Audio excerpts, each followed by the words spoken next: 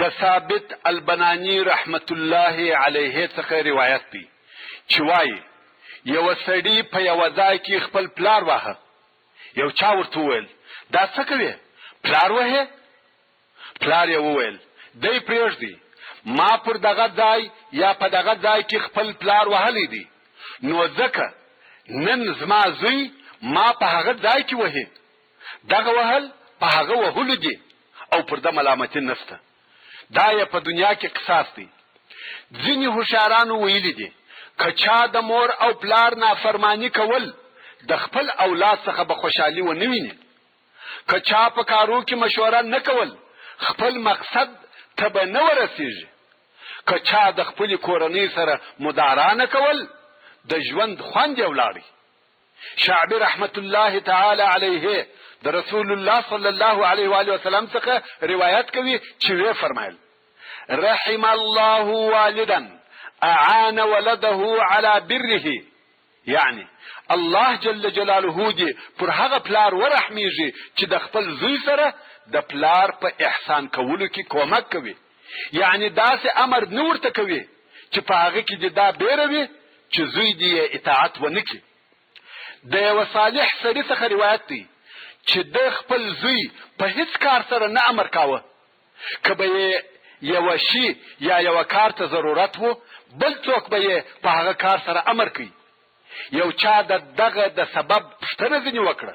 هغه سړي وویل زه بیریږم که مې زوی په یو کار سره امر کړی او هغه په هغه کار کې زما نافرماني وکړه د اور لایق به وګرځي، او زه نه غواړم چې خپل زوی په اور وسوځم. نو ځکه د دغه ذکر سوو لارښوونو او معلوماتو په رڼا کې غواړم چې تاسې د خپلو اولادو په تربیه کې و دغه راتلونکو 5 شیانو ته پوره توجه ولرئ. اول، ستاسې خبرې او عمل باید ستاسې د اولادو دپاره ښه لارښوونکی او رهنما وي. رسول الله صلی الله علیه و آله وسلم فرمایي كل مولود يولد على فطره فأبواه يهودانه أو ينصرانه أو يمجسانه، رواه الطبراني والبيهقي وابو يعلى. یعنی هر نوی پیدا سوی کوچنی د اسلام پر فطرت زیږي، خو بیا د مور او پلار دی یهودی یا نصرانی یا مجوسی کی. مقصد دا چې اولاد د مور او پلار پر قدم زی، نو کوشش وکړه چې ته او ستا کارونه او عملونه ستا د اولاد د پاره ښه قدوه او رهنما وي. او که ته په خپله داسې و داسې، اولاد به دې خامخا تر تا په هغه کار کې یو څو درجې نور هم لوړ وي. دوهم، خپل اولادونه د 5 لمانځو په ادا کولو پر خپل وخت او په جماعت سره امر کوه، خاصتا د سهار او د ماخوستن په لمانځو. ذکر رسول الله صلی الله علیه و آله وسلم فرمایي لو يعلمون ما فيهما لأتوهما ولو حبوا، متفق علیه.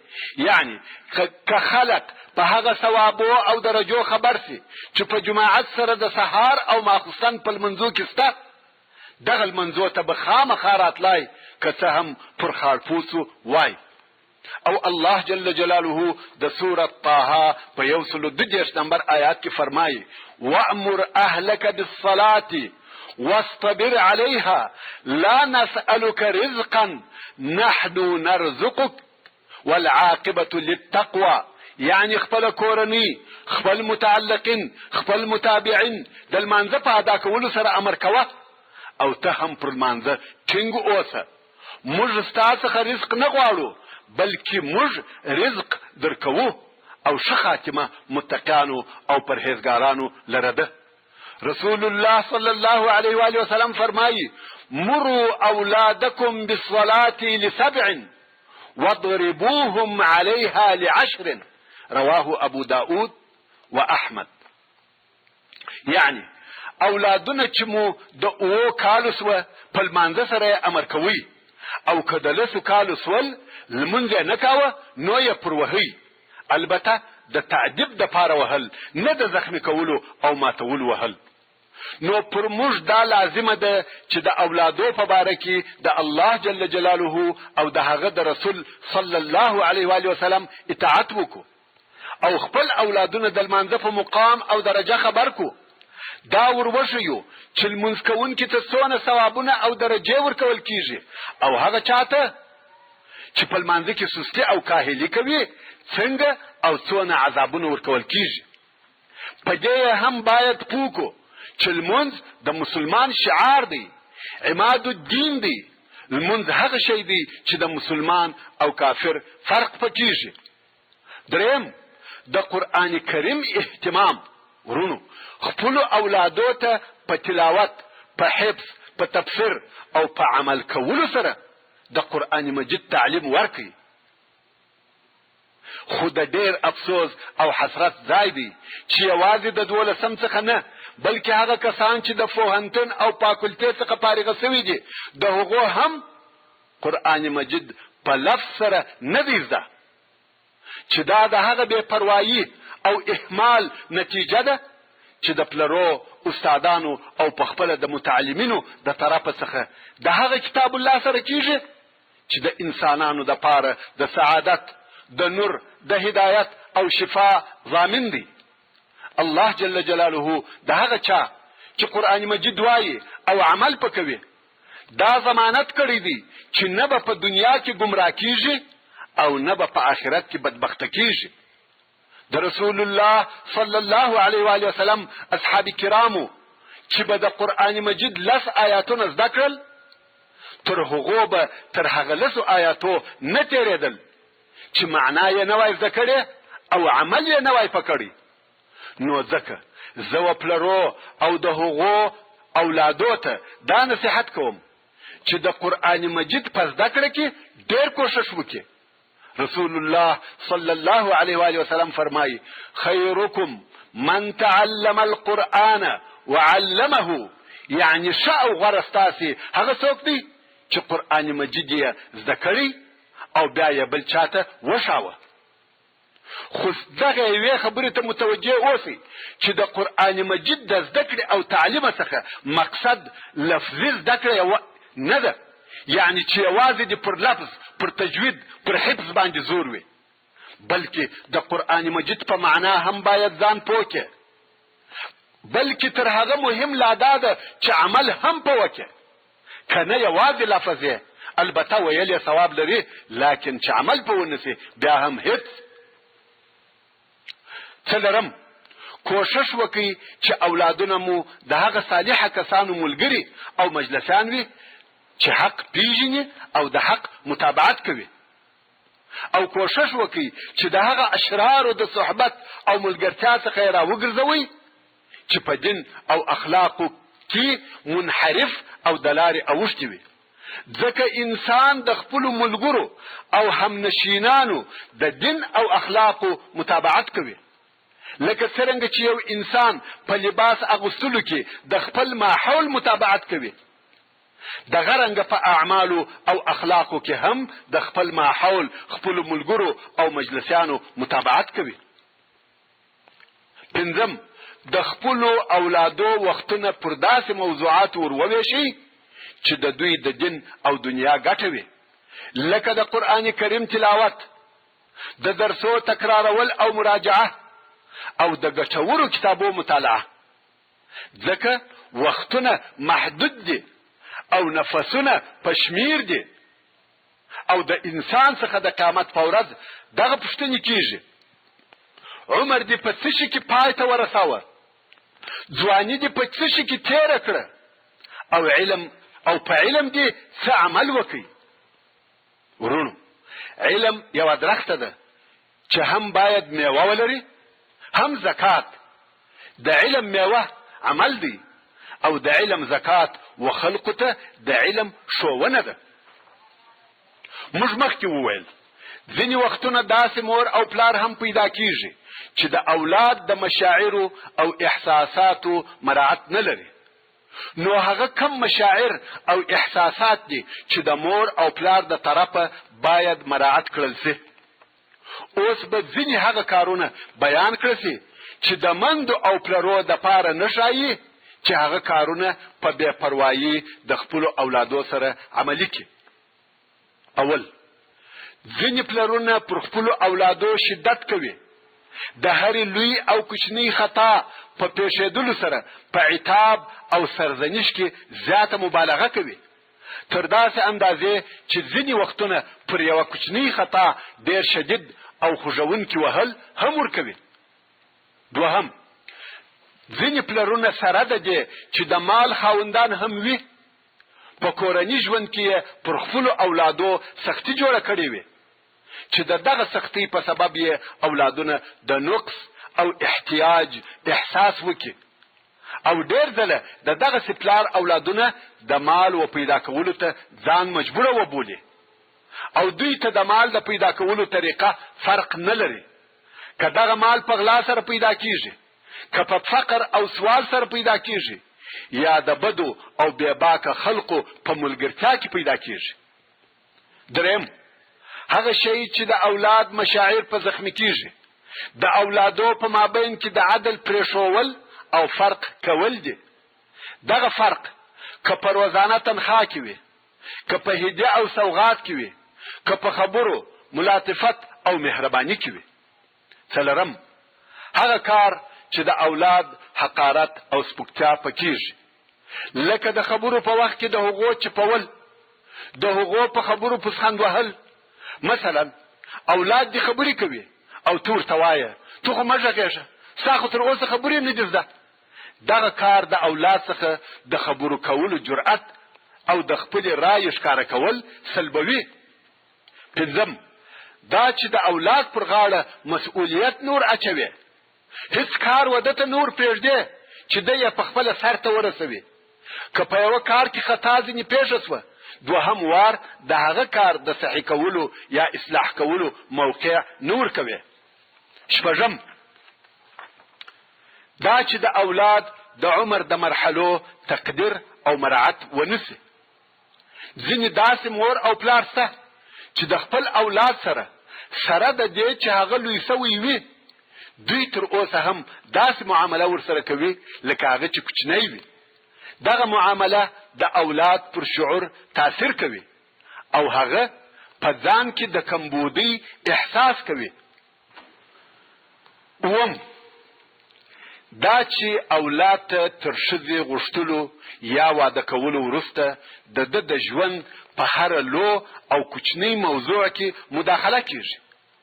هلته ځینې داسې مور او پلار شته چې پر اولاد او د هغه پر ښځه پوره او کامله سلطه غواړي، او پر خپلو اولادو یې پس له واده کولو هم ټینګه پنجره یا د اوسپنې قفس راګرځولی وي.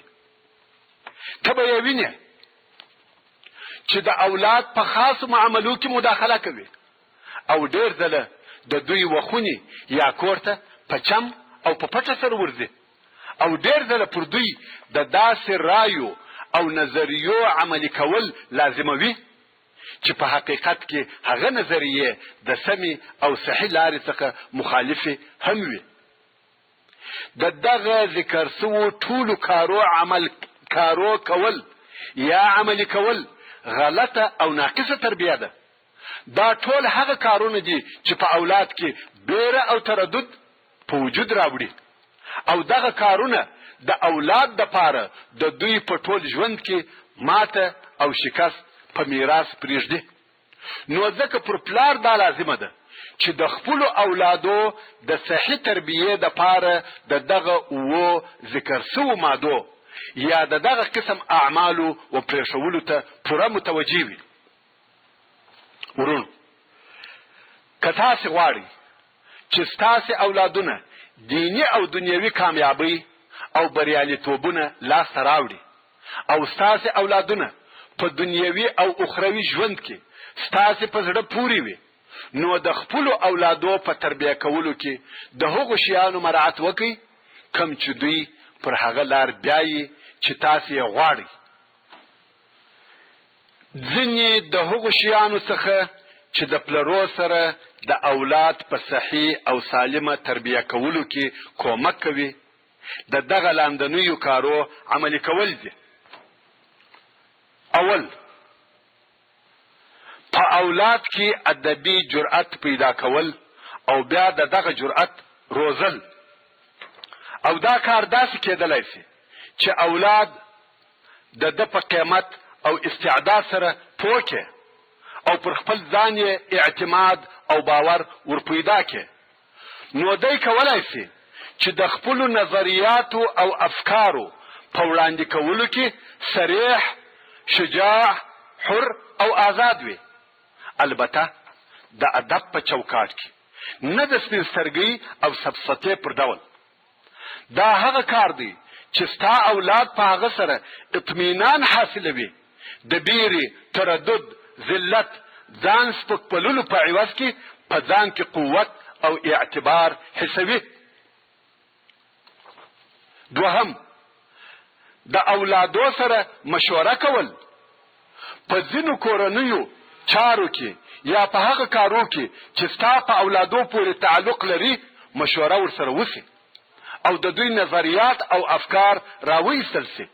مثلا د کور د فرش او د هغه د رنګ په باره کې د دوی رایه وغواړي، یا غواړي چې موټر رانیسي د هغه د رنګ په باره کې مشوره ورسره وکړي، یا په دې باره کې د دوی نظر وغواړي چې د اختر په رخصتیو کې چیرې او په کومه ورځ باید ولاړ سو، او بیا د دوی نظریات سره موازنه او مقایسه کې، او بیا د هر یو څخه وپوښتې چې تا ولې او په څه سبب دغه رنګ یا دغه ځای خوښ او اختیار کړي.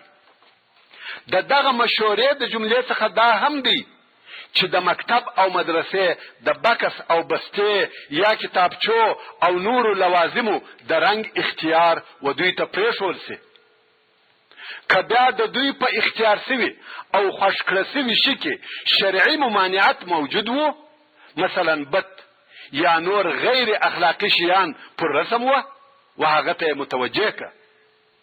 دغه ماده په عملي کولو سره ستا د اولادو په نفسیاتو کې ډیر اطمینان او اعتماد پیدا کیږي او دوی ته د دوی د قیمت او اهمیت ښوونه کیږي. د دوی د اذهانو د تدریب او تحریک سبب ګرځي او په دوی کې دا عادت پیدا کیږي چې د خپلو افکارو او نظریاتو تعبیر او اظهار وکړي. دریم، د ځینو مسؤلیتو پر اجرا کولو یا عملی کولو د اولاد عادتول. مثلا د کورنۍ د سرپرست په غیاب کې د کورنۍ د احتیاجاتو پوره کول د ده پر غاړه ورواچول سي، یا د کورنۍ د پاره په سودا راوړلو عادت کړه سي، یا په داسې طریقه سره مالی استقلال ورکړه سي چې په هره میاشت یا هفته کې یو معین مبلغ د ځان او کورنۍ د مصرف لپاره ورکول سي. څلورم،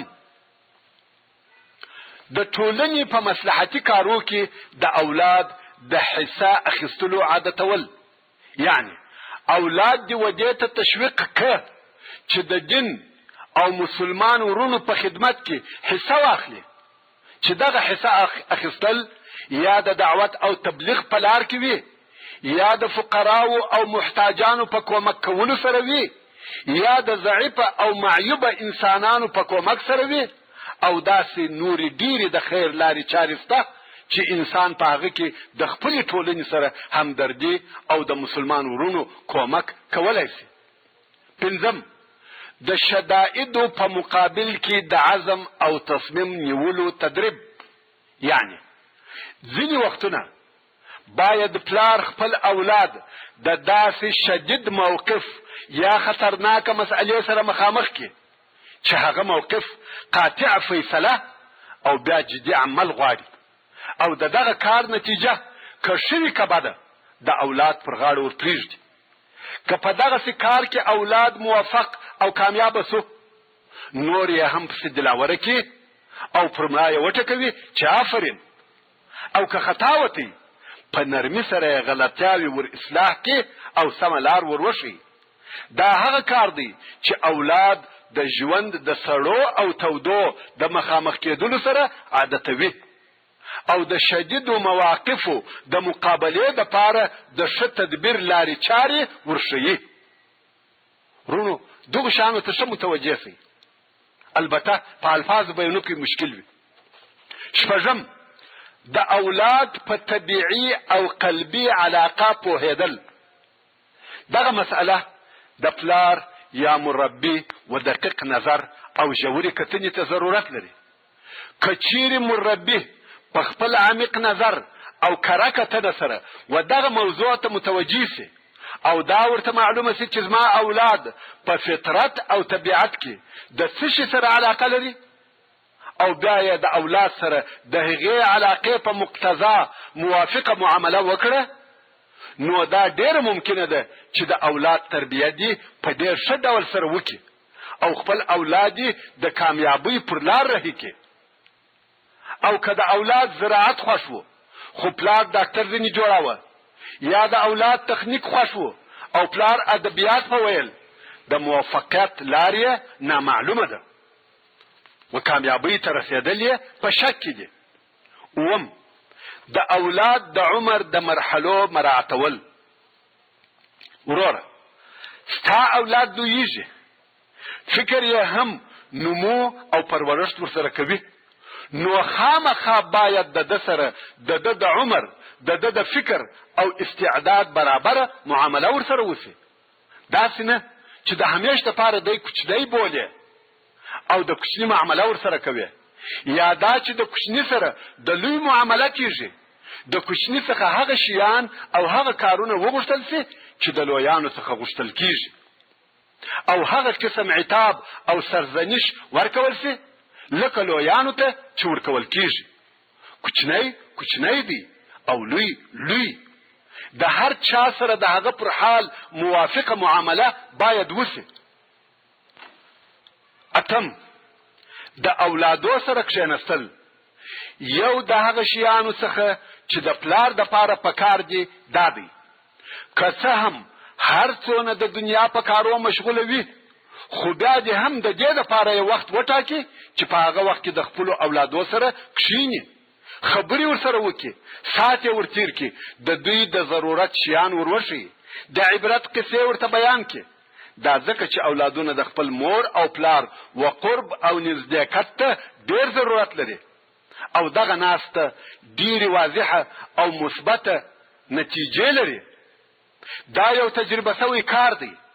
کم پلرونه چې د خپلو اولادو سره کښېني، ټوکې ټکالې او قصې ورسره بیانوي، د دغه کار میوه او ثمره پر خپلو اولادو ویني. د اولادو اعصاب او روحیات یې سالم او آرام وي، طبیعتونه یې سم وي، په خپل ژوند کې خوښ او راضي وي. مګر بالمقابل هغه پلرونه چې دنیوي کارو د خپلو اولادو څخه مشغوله کړي وي، دوی به د دغه کار ضرر او فساد پر خپلو اولادو وویني.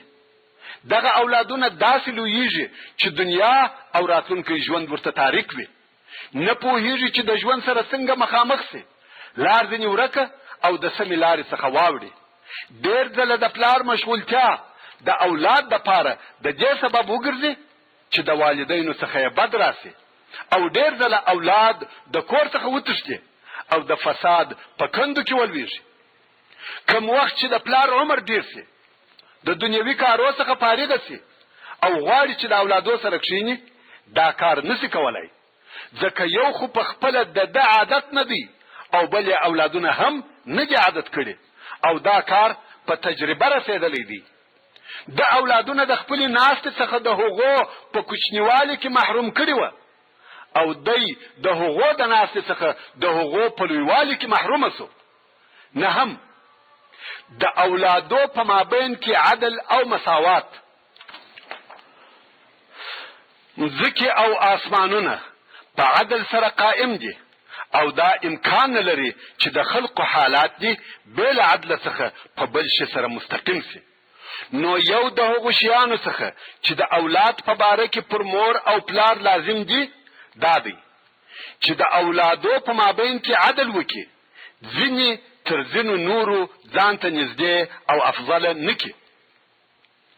دغه افضلیت که په مادیاتو کې وي لکه هدیه، سوغات، د اختر کالي یا ورځنۍ تنخواه، که په معنویاتو کې وي لکه ګرانښت مهرباني خبرې کول، خندل او داسې نور. لسم، د اولادو د عواطفو مړول. یو بل د هغو شیانو څخه چې باید د اولادو سره مراعات وسي د دوی د عواطفو مړول دي. هغه داسې چې اولادونه باید دا حس کړي چې مور او پلار پر موږ مهربانه او مشفق دي، موږ پر ګران یو او زموږ سره مینه لري. دا د دې لپاره چې د دغه پلرني محبت څخه محرومه نشي پاته او په هغه محبت پسې تر کور د باندې ونه ګرځي. نو خوږه خبره په مهرباني سره لاس پر تیرول، د محبت خندا، ځینې وختونه هدیه او سوغات ورکول او داسې نور کارونه چې د مینې او پلرني محبت آثار پښکاره کیږي د اولادو پر نفسیاتو ډیر ژور اثر لري. 11 په مناسبه او عادلانه طریقه سره اولادو ته خرڅ ورکول. اولادو ته باید د دوی د ضرورت پر اندازه مصرف ورکول سي، ضروريات او احتیاجات ورپوره کړل سي. دا د دې لپاره چې دوی تر کور د باندې د مال او پیدا کولو ته مجبور نه سي. 12 د اولادو په مابین کې د ایثار او قرباني نشرول. دا کار په داسې شکل سره کیږي چې د اولادو په مابین کې یو د بل سره د کومک کولو احساس موجود او بیا قوي سي، یو د بل سره محبت ولري، یو د بل سره د شي په ورکولو کې عادت سي، هر یو هغه بل د خپل کورنۍ عمده او اساسي غړی وبولي. نه داسې چې هر یو د خپل ځان په محبت کې غرق وي او د هر یو سره به له خپل ځانه بل فکر نوي ورسره. دغه قسم یا پر دغه خوی د اولادو تربیه کول ډېر هغه مشکلات د بین وړي کم چې د نن په کورنیو کې پیدا کیږي. 13 د اولادو و خبرو ته غوږ نیول او خبرو ته اهمیت ورکول. کوم وخت چې د اولاد خبرې درته کوي په عوض د دې چې ځان په یو بل شي مشغوله کې یا مغز نیواړوي یا خبرو ته غوږ نه نیسي، ښه تربیه او مناسب کار دا دی چې خبرو ته غوږ ونیسي او دوی په دې پوه کې چې ستا خبرې ماته اهمیت لري. نو د یو پلار د پاره وړ او مناسب کار دا دی کوم وخت چې د اولاد خاصتا کوچنی اولاد خبرې ورته کوي دی پوره غوږ ورته ونیسي او دا ښکاره کړي چې زه ستا و خبرو ته اهمیت ورکوم. مثلا د تعجب علامه د پلار پر مخ ښکاره سي یا داسې غږ او حرکتونه کوي چې هغه پر غوږ نیولو اهتمام او تعجب دلالت کوي. مثلا ورته وایي ښه صحیح ده، یا د خبرو سره سر شوروي یا د پوښتنو جواب ورکوي او نور داسې کارونه چې د وخت او حال سره مناسب وي. دغه رویه د اولاد پر ښه تربیه کولو ډېر مثبت آثار لري چې د هغې جملې څخه اول دغه کار و اولاد ته د خبرو کولو طریقه ورښیي. 2 د افکارو پر ترتیبولو او پرلپسې کولو کومک ورسره کوي. 3 د خبرو اوریدلو او خبرو ته د غوږ نیولو طریقه ورښیي. 4 د اولاد شخصیت رشد او نمو کوي. 5 ذاکره قوي کیږي او تیر شوي افکار راګرځولای شي. 6 د خپل پلار سره نور هم د زړه نږدېوالی زیاتیږي. دا ځینې هغه اساليب او رویې وي چې د اولاد مشاعر او احساسات شوروي او د اولاد ذوق او ادب راویښوي، وراتلونکي ژوند ته متوجه کوي. محترم ورونو، که غواړئ چې په زړه پورې او صالح اولاد ولرئ نو ته هم د خپل اولاد په تربیه کولو کې مسؤلیت لري. داسې نشي کېدلی چې د ګلانو و بوټي ته شلومبې ور اچوي او د ګلانو امید ځینې کوي. که ګل غواړي، ګل ځان ته خاصه خاوره، خاصه اوبه او خاصه تربیه لري. ته د ګل د غوښتنې سره سمه تربیه ورکه، هغه بوټي به تاته ستا د غوښتنې سره سم ګلان درکړي. که ته دیني تعلیم نه لري، په اولاد دې خامخا دیني تعلیم وکړه. په یوازې دکانداري او بزګري، په یوازې تجارت او ماموریت څه نه ده جوړه. رحمان بابا وایي د دنیا په چارو هر سړی عاقل دی، چې سړی په سړی کېږي عقل بل دی. نن ورځ ځینې پلرونه د خپلو اولادو څخه فقط پیسې غواړي. دا مهمه نه ده چې څنګه او په کومه لارې پیدا کوي، په غلا، په درواغو، په بد اخلاقیو. فقط پلار په دې خوشحاله کیږي چې زوی یې ماښام پیسې ورته کېږدي. نو ستا اولاد که نن د خلکو سره درواغ وایي، سبا یې ستا سره هم وایي. که نن د خلکو څخه غلا کوي، سبا یې ستا څخه هم کوي. که نن د خلکو سره بد اخلاقه دی، سبا ستا په کور کې هم بد اخلاقه دی. د کریم او رحیم الله جل جلاله څخه دا غوښتنه کوم چې زموږ مسلمانانو د ټولو اولادو ته دا استعداد او توفیق ورکړي چې د خپل مور او پلار، خپلو مشرانو اطاعت په هغه طریقه سره وکړي چې الله جل جلاله او رسول الله صلی الله علیه و وسلم په امر کړي دي. او هم دی الله جل جلاله ټولو مندو او پلرو ته دا توفیق ور عطا کړي چې خپلو اولادو ته داسې سالمه او اسلامي تربیه ورکړي چې د دوی اولادونه د اسلام او اسلامي ټولنې دپاره صادق خدمتګاران وګرځي.